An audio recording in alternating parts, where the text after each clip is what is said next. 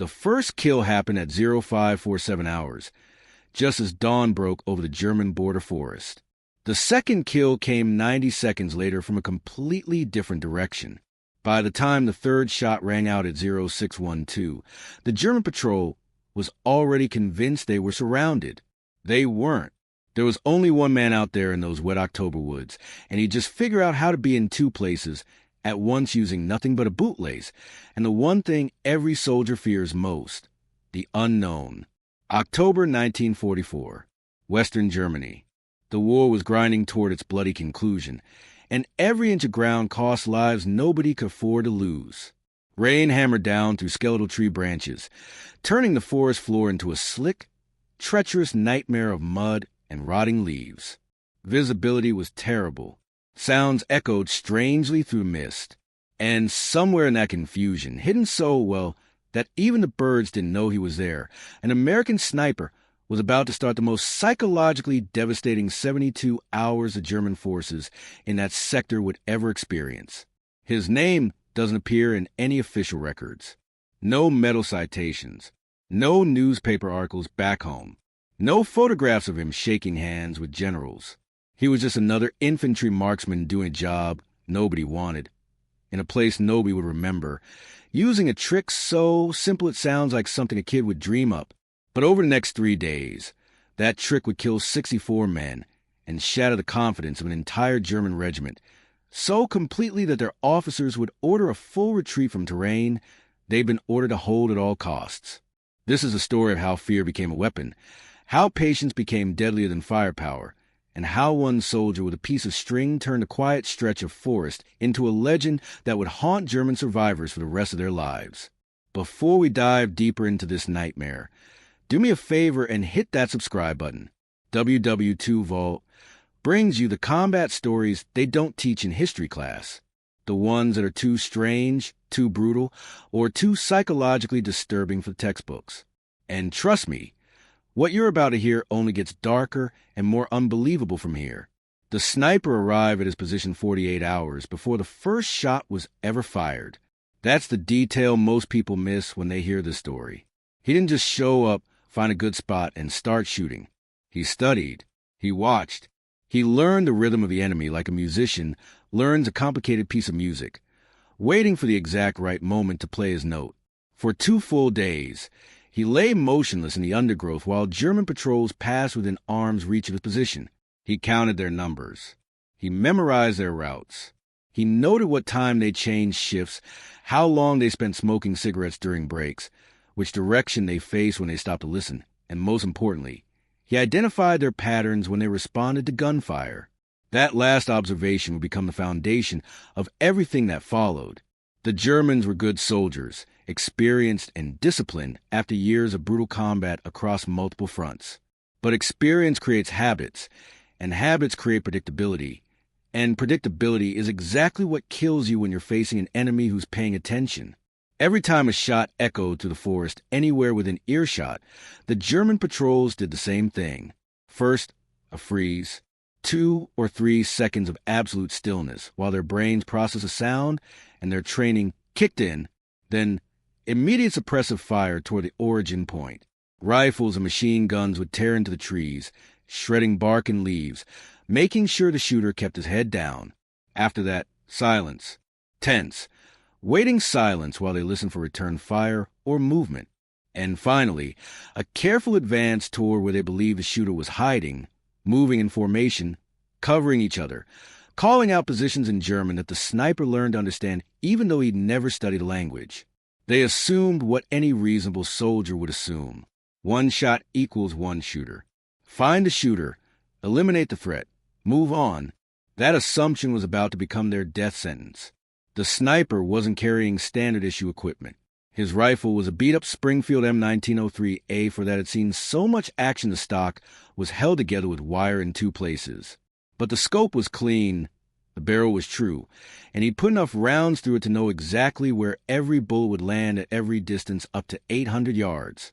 He also carried something unusual for a sniper, a second rifle. Nothing fancy, just a standard M1 Garand that he'd acquired from a wounded soldier who wouldn't need it anymore. Most snipers would have considered a second rifle deadweight, extra pounds they didn't need to carry through miles of rough terrain. But this man saw something different. He saw possibility. From his pack, he pulled a bootlace. Standard issue, nothing special. The kind of lace that thousands of American soldiers carried in their packs as emergency replacements. He'd been thinking about this idea for weeks, ever since he'd noticed how predictably the Germans reacted to gunfire. Now, alone in the forest with death waiting in every direction, he was finally ready to test it. He positioned his primary rifle, the Springfield, in a carefully chosen spot with a clear line of sight down a narrow trail the Germans use regularly. Then he took the bootlace and tied one end securely to the trigger, making sure the knot wouldn't slip when tension was applied. He stretched the lace back through the brush, keeping it low and hidden beneath wet leaves and fallen branches, until it reached a position about 15 feet behind the rifle. There, he tied the other end to a thin, flexible sapling that he bent slightly and secured with a simple loop knot. The setup was elegant in its simplicity. If something pulled on the sapling or caused it to spring back to its natural position, the bootlace would tighten, the trigger would pull, and the rifle would fire. No shooter required. After setting the trap, he crawled away, slowly, inches at a time, making absolutely certain he didn't disturb the forest floor in any way that would alert a trained eye. He moved laterally, not back, creating distance between himself and the rigged rifle. When he reached a secondary position nearly 25 yards to the right, he settled in with the Garand, arranged his sight lines, controlled his breathing, and waited. The first patrol appeared at 0540 hours, right on schedule. 6 men moving in a loose tactical formation, rifles ready, eyes scanning the trees. They were tired.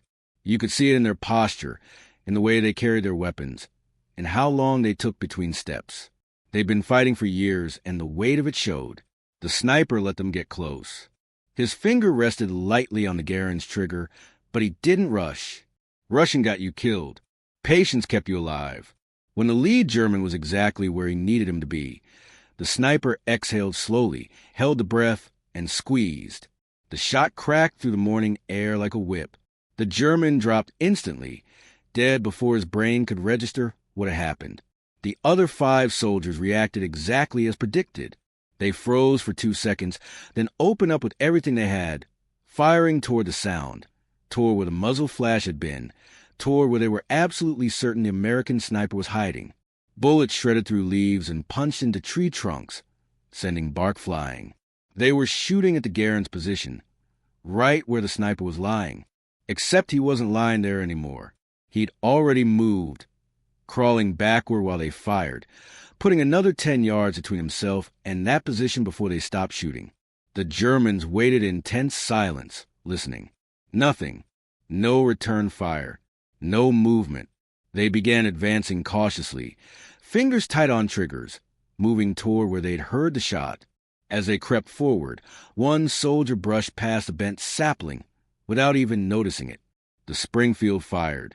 The second German fell, shot through the chest from a completely different angle. The remaining 4 soldiers threw themselves to the ground, screaming, firing blindly in 2 directions now, absolutely convinced they were caught in a crossfire. The sniper watched from his hidden position, unmoving, letting their panic do the work for him. After a full minute of chaos, the Germans pulled back, dragging their wounded, leaving their dead, and reporting to their command what they'd just experienced. 2 shooters. Coordinated attack. Professional sniper team operating in Sector 7. The report went up the chain. Officers studied maps. Decisions were made. More patrols were sent in to deal with the threat. And the sniper reset his trap. By noon on that first day, he'd killed 7 men using the same basic technique with slight variations. Sometimes he fired first, then let the trap rifle fire when the Germans investigated. Sometimes he let the trap fire first, then shot them from the side when they repositioned to deal with the second shooter. He never stayed in one place for more than a single engagement. He never used the same approach twice in a row. And he never gave them anything solid to track, just ghosts and gunfire coming from impossible directions. The psychological impact was immediate and devastating. German soldiers began reporting that they were facing at least 4 or 5 snipers, maybe more, operating in perfect coordination across the entire forest. Some swore they'd heard shots from behind their own lines, suggesting that American infiltrators had somehow gotten deep into German territory. Others claimed they found evidence of prepared positions everywhere, suggesting this was a deliberate ambush set up days in advance with multiple shooters assigned to specific zones. None of it was true, but truth doesn't matter when you're terrified. By the second day, the word had spread throughout the entire regiment. The forest was cursed. The Americans had some kind of specialist unit operating in there, picking off anyone who tried to move through. Soldiers who'd survived the Eastern Front, who'd fought in North Africa, who'd endured some of the worst combat of the entire war, were suddenly refusing to enter that stretch of woods without overwhelming support fire. The sniper barely slept during those 72 hours, maybe 4 or 5 hours total, taken in 20-minute intervals when he was absolutely certain no patrols were near. He ate cold rations from his pack and drank rainwater that collected in shell holes. His uniform was soaked through, and he couldn't remember the last time he'd felt his feet. But discomfort didn't matter. Survival was the only calculation that mattered, and his method was working better than he'd ever imagined. On the second day, he set up 3 separate trap rifles at different points along the German patrol routes. This required more bootlaces, which he scavenged from his spare boots and from dead soldiers he passed during his movements. He also began experimenting with different trigger mechanisms. Sometimes he used the sapling method. Other times he tied the lace to a fallen log positioned, so that when someone stepped over it, their boot would catch the line and pull the trigger. Once, he rigged a trap using a trip wire stretched across the trail at ankle height, connected to not 1 but 2 rifles positioned to create a devastating crossfire when triggered simultaneously. That particular trap killed 4 men in under 3 seconds and sent the rest of the patrol running back to their lines in absolute terror, screaming about a coordinated ambush by an entire American platoon. The German command didn't know what to believe. Their casualty reports were climbing steadily. 15 dead by the end of day 1, 32 dead by midday on day 2, and nobody had even seen the enemy. No confirmed visual contact. No blood trails to follow. No spent shell casings and obvious sniper hides. Just bodies dropping randomly throughout the forest and soldiers returning with wild stories about ghost shooters and invisible enemies. Artillery was called in, but the forest terrain made it nearly useless. The thick canopy absorbed most of the blast effects, and the Americans were positioned too close to friendly lines to risk saturation bombardment without causing friendly casualties. Air support wasn't available due to weather conditions and priority missions elsewhere, so the Germans had only one option: send more men into the forest and hope they could flush out the Americans through sheer numbers and aggressive tactics. That played directly into the sniper's hands. The more men they sent, the more targets he had. The more aggressively they moved, the more likely they were to trigger one of his traps. And the more confident they tried to appear, the more satisfying it was to watch that confidence shatter when the shooting started from 3 directions at once. On the morning of the 3rd day, something changed. The Germans sent in a full company, nearly 120 men, with orders to sweep the entire forest sector and eliminate the American presence by any means necessary. They move in a broad line, calling out to each other constantly to maintain contact, firing periodic bursts into suspicious-looking areas to flush out any hidden enemies. The sniper knew he couldn't fight that many men directly, but he didn't need to. He just needed them to fight themselves. He positioned himself on high ground overlooking the main trail and watched the German line advance through the trees below. He'd set up 6 trap rifles throughout their path of advance, each one carefully positioned and camouflaged. Then he waited until they were fully committed, deep in the forest with no easy way to retreat, before he fired his first shot. The shot hit an officer near the center of the line.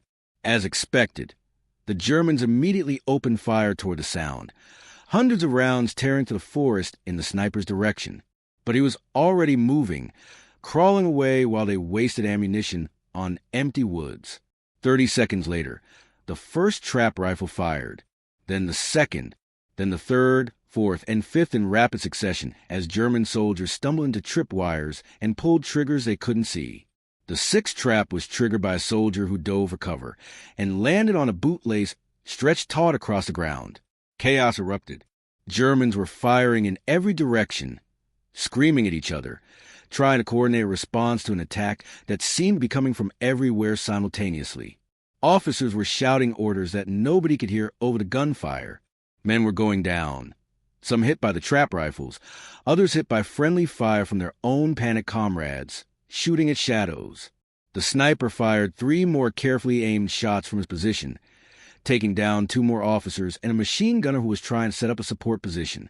Then he withdrew, moving quickly now because the Germans were starting to push toward his position in force. But he'd accomplished what he needed. The German advance had collapsed into a confused, disorganized mess. By the time they regrouped and figured out what had happened, they'd lost 17 more men, and their will to continue the assault had been completely broken. That afternoon, German command made the decision. The sector was to be abandoned. The Americans could have that cursed stretch of forest, whatever specialist unit was operating, and there wasn't worth the casualties required to dig them out. Orders went out to pull back to more defensible positions 3 miles to the east and establish a new defensive line there. The sniper watched them withdraw from a hidden position on a hillside. He could have shot more of them as they retreated. He had the range, the ammunition, and the skill, but he didn't. The mission was complete. The ground was taken. Killing retreating soldiers wouldn't change the outcome, and unlike some men, he didn't kill for sport. When American forces moved through the area 4 days later, they found the aftermath scattered throughout the forest. Bodies lying where they'd fallen, sometimes in groups, sometimes alone. German equipment abandoned in obvious panic. Rifles still loaded, packs left behind with food and ammunition still inside. Shell casings everywhere, thousands of them, showing how much ammunition the Germans had expended shooting at an enemy they never found. And in several locations they found the trap rifles, still rigged and ready to fire, bootlaces stretched tight and triggers waiting for the pressure that would never come.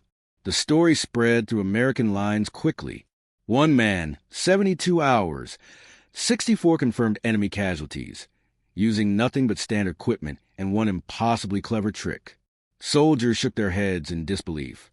Officers studied the setup and filed reports about psychological warfare tactics. And somewhere in the rear areas, someone probably decided this was a kind of story that shouldn't be widely publicized because it might encourage other soldiers to try similar tactics with less skill and more casualties. The sniper himself said almost nothing about what he'd done. When questioned by his commanding officer, he gave a brief, factual report: enemy patrol routes, estimated casualties, tactical observations, and a recommendation that the bootlace trick could be effective in similar terrain if employed by soldiers with appropriate patience and marksmanship skills. That was it. No bragging. No embellishment. Just a professional assessment from a man who'd done an impossible job and survived to talk about it. He continued serving until the war ended, fought in several more engagements, and earned a reputation as a reliable, competent marksman who could be trusted to hold difficult positions without support. When Germany surrendered in May 1945, he went home to America like millions of other veterans, found a quiet job in a quiet town, and never spoke about the war unless directly asked. And even then, he kept his answers short. Years later, a military historian tracking unusual combat tactics from World War II stumbled across the after-action reports from that October 1944 engagement in Western Germany. The numbers didn't make sense. 64 enemy casualties in 72 hours with 0 friendly losses in a sector where the official records showed only a single American sniper operating. The historian dug deeper, found interview notes from German POWs who'd survived that forest, and pieced together what had actually happened. The German survivors all told similar stories. Multiple American shooters working in perfect coordination, shots coming from impossible angles, feeling surrounded even though they outnumbered the enemy by huge margins. The constant, grinding fear that any step could be your last, any tree could hide another gun, any moment could bring another crack of rifle fire from another direction you weren't watching. One German officer who'd been in that forest and survived wrote in a letter home, "We were not fighting men. We were fighting ghosts who could be everywhere and nowhere. My men would rather face a tank assault than go back into those woods. The psychological impact of what that single American sniper accomplished can't be measured in body count alone. Yes, 64 men died, but hundreds more were traumatized, demoralized, and rendered combat ineffective by the fear of what waited in those trees.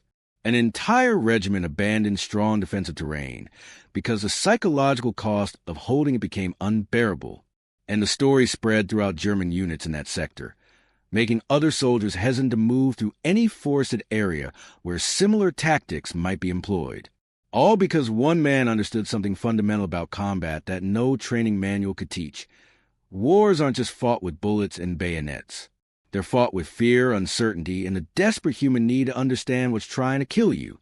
When you take away that understanding, when you make the enemy believe they're facing something bigger, smarter, and more dangerous than what's actually there, you can multiply your effectiveness far beyond what raw firepower could ever achieve. The bootlace trick itself was brilliantly simple. Anyone could have thought of it. Anyone could have set it up. But only someone with extraordinary patience, tactical awareness, and psychological insight could have used it so effectively. The sniper didn't just set traps and hope for the best. He studied his enemy. He learned their patterns. He understood their training and used it against them. He created a narrative in their minds about what they were facing, and then he carefully reinforced that narrative with every shot, every movement, every piece of evidence he left behind.